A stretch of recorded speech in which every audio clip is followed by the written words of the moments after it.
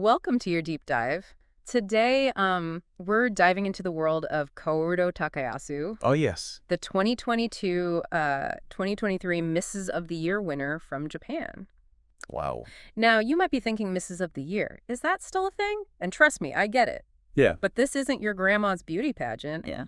Our source is an in-depth magazine interview Cool. where Kaoru shares her incredible story, and it's about so much more than just winning a crown. Exactly. This interview gives us a glimpse into a woman who defied expectations, not just within the pageant world, but in life itself. I love It's a story of resilience, Yes. self-discovery, Yeah. and the power of using your platform to make a difference. It's funny, I went into this thinking it would be all glitz and glamour, but Kaoru's story immediately challenged my assumptions. Oh, really? Yeah, she talks about losing a breast to cancer in 2019 and how that experience completely shattered her confidence. I can't imagine going through something so difficult. It's a testament to her strength, that she not only persevered, but used that experience as fuel to compete. What's so striking is how she reframes this adversity, Yeah. seeing it not as a setback, but as a catalyst for growth. It's almost like hitting rock bottom gave her the push to finally chase her dreams. She actually talks about almost becoming a mathematician because of her knack for numbers. Can you believe that? Wow. She was on a completely different trajectory.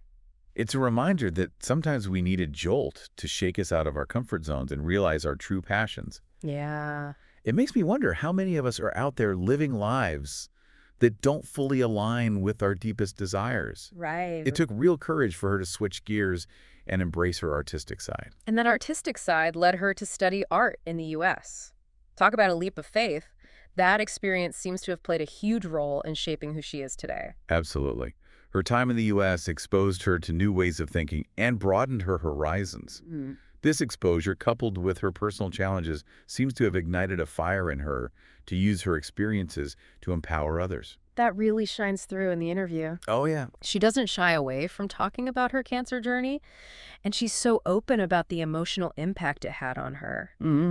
I think that vulnerability is what makes her story so relatable and inspiring. It's incredibly powerful. Yeah. In a world that often pressures women to present a perfect facade, Right. Kaoru's willingness to be open about her struggles is a breath of fresh air. I agree. It challenges the traditional notion of beauty, suggesting that true strength lies in embracing our imperfections and sharing our stories. And she doesn't just talk the talk, she walks the walk. She's involved in so many initiatives, from donating to children in Africa to working in education. Wow. It's clear that winning the Mrs. of the Year title wasn't about personal gain, it was about gaining a platform to help others. It's a recurring theme throughout the interview. Yeah. She consistently frames her participation in the pageant as a means to an end. It wasn't about the crown itself, but about the opportunities it would provide to amplify her message and make a tangible difference in the world.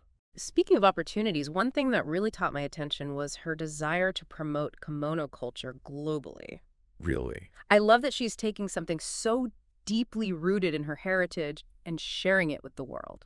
It's fascinating how she's weaving her personal passions with her platform. Yeah. It speaks to a growing trend we see among women leaders, this desire to celebrate their cultural heritage while breaking down global barriers. And she doesn't stop there. Right. She's also passionate about dance and has her own dance team, Idiyaka. Oh? Her vision is to use it to bring joy and cultural awareness to diverse audiences, from global stages to local nursing homes and hospitals. It's a beautiful example of how she's blending her artistic talents, Yeah. cultural heritage, and desire to serve others. Love it. It suggests a holistic approach to leadership, where personal passions and social impact are intertwined. It makes you wonder if maybe that's the secret sauce, right? Yeah. Finding that sweet spot where your passions intersect with a genuine desire to make a difference. That's a powerful insight.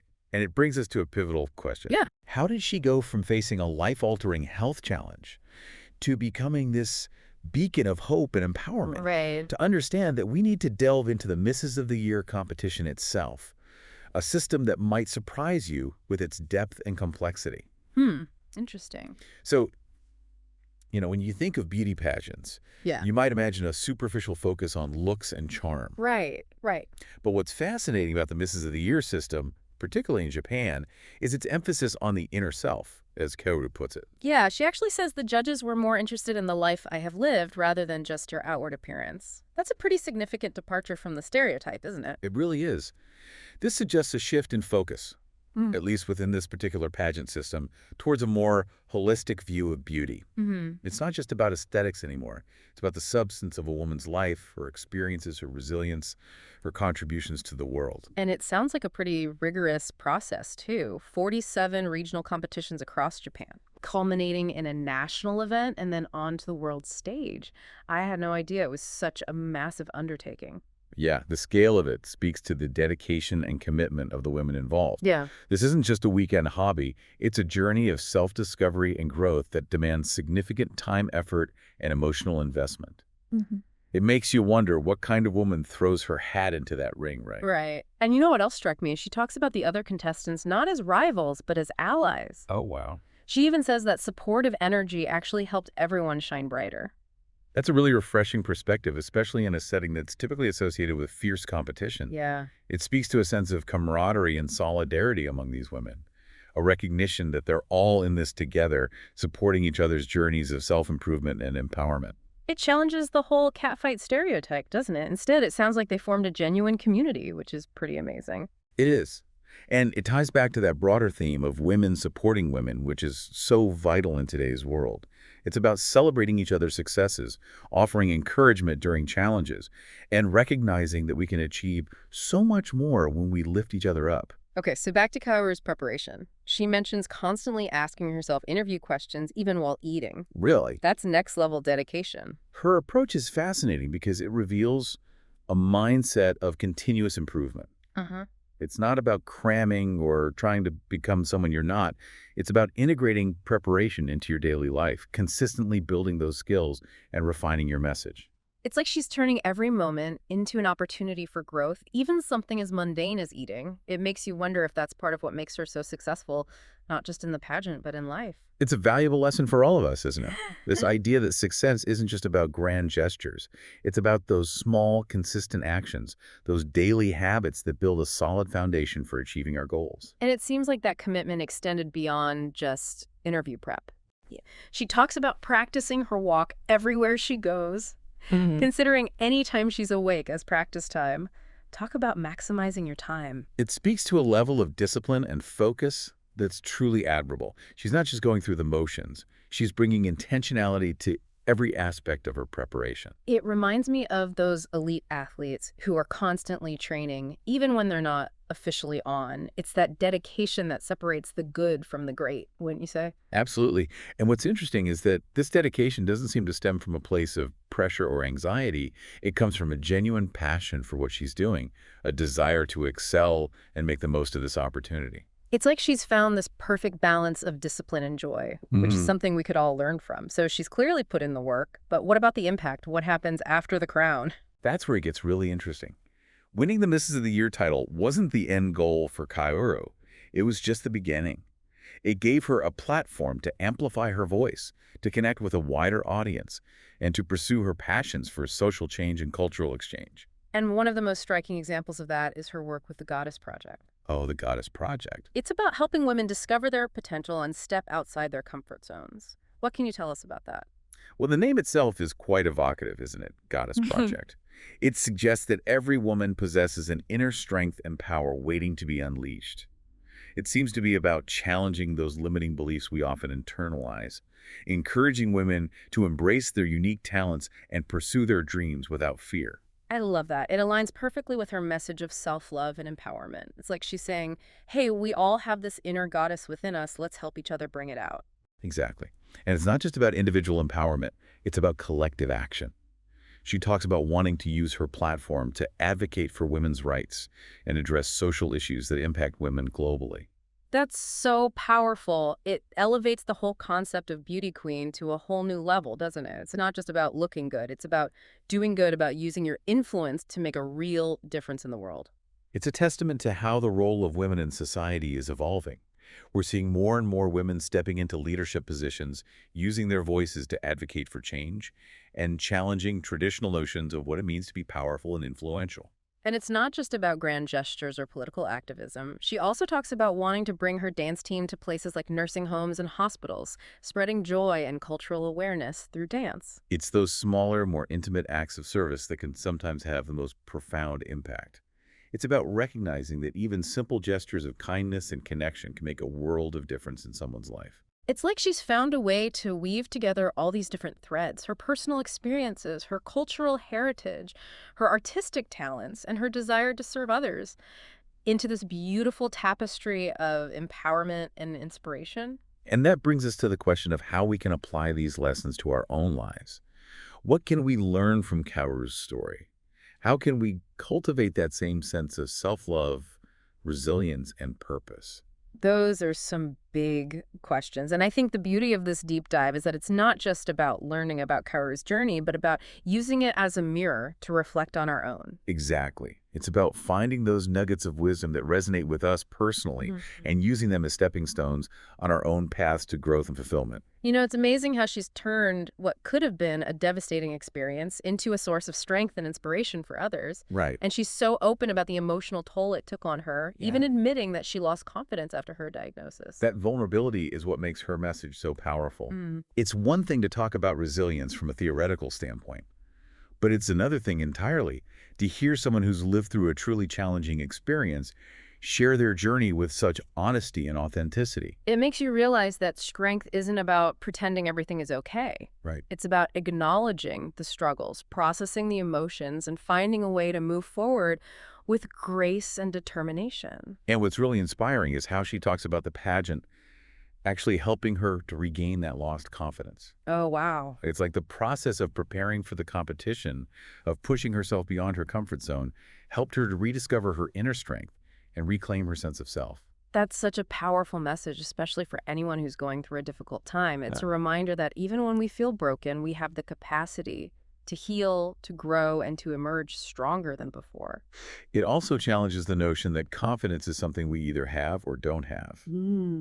Ko's story shows us that confidence can be cultivated, it can be rebuilt, and it can be strengthened through challenges and setbacks. And she doesn't sugarcoat it either. She even talks about some of her regrets, like the time she stepped on her dress during the competition and couldn't walk forward. Oh, no. I actually laughed out loud when I read that part. It's those moments of humor and self-deprecation that make her so relatable. Yeah. It reminds us that even someone who seems to have it all together still makes mistakes, still has moments of awkwardness, and that's okay. It's like she's saying, hey, I'm human just like you. I mess up sometimes, but I learn from it and keep going. Exactly. And that's such an important message, especially in a culture that often glorifies perfection and makes us feel like we have to be flawless all the time. Right. It's liberating to hear someone embrace their imperfections and laugh at themselves. Speaking of embracing imperfections, she has some really insightful advice about body image. Oh, yeah. She talks about the importance of self-love, even saying, even if you have scars, love yourself, including those scars. Your self-love can make you shine. It's a message that resonates deeply, especially in today's world where we're constantly bombarded with unrealistic beauty standards. Right. Kaoru's message is a powerful antidote to that pressure, reminding us that true beauty comes from within, from accepting ourselves as we are, scars and all. It's about recognizing that our bodies have stories to tell. Yeah. That those marks and imperfections are a testament to our resilience, our experiences, and our unique journey through life. And it's about shifting our focus from trying to fit into someone else's mold of beauty to celebrating what makes us unique and beautiful in our own way. So she's clearly got a lot of wisdom to share. She does. But what about the more practical aspects of the pageant? What kind of advice does she give to aspiring contestants? Well, one thing that stood out to me was her emphasis on choosing a pageant dress that flatters your body type rather than just following trends. Yeah. It's about understanding your own strengths and highlighting them, not trying to be someone you're not. It's like she's saying, don't let fashion dictate your style. Let your style express who you are. Exactly. And that confidence in your own choices, that authenticity shines through and makes you even more radiant. She also has some interesting thoughts on the judging process. She talks about how it's not just about looks, but about the energy you bring to the stage, the way you carry yourself, the genuineness of your smile. It speaks to the importance of being present, of connecting with the audience on an emotional level. It's not about putting on a performance, it's about letting your inner light shine through. And that makes me think back to her advice about practicing her walk everywhere she goes. Yeah. It's not just about perfecting the physical steps, it's about embodying that confidence and grace in every moment. It's about integrating those qualities into your being so they become second nature. So you radiate that energy effortlessly, whether you're on a stage or simply walking down the street. Wow, what an incredible story. I'm so glad we took this deep dive. Me too. Kaoru Takayasu's journey is a reminder that beauty comes in many forms, and that true empowerment is about embracing our authentic selves, using our experiences to fuel our growth, and lifting others up along the way. Indeed. She challenges us to rethink our definitions of success, to look beyond the superficial, and to recognize the power we all have to make a positive impact on the world. It's a reminder that we don't need a crown or a title to be a queen. We just need to tap into our inner strength, embrace our imperfections, and shine our light brightly. And for our listeners out there, as you go about your day, remember Kaoru's words. Even if you have scars, love yourself, including those scars. Your self-love can make you shine. Thanks for joining us on this deep dive. We hope you found it as inspiring as we did. Until next time, keep exploring, keep learning, and keep shining.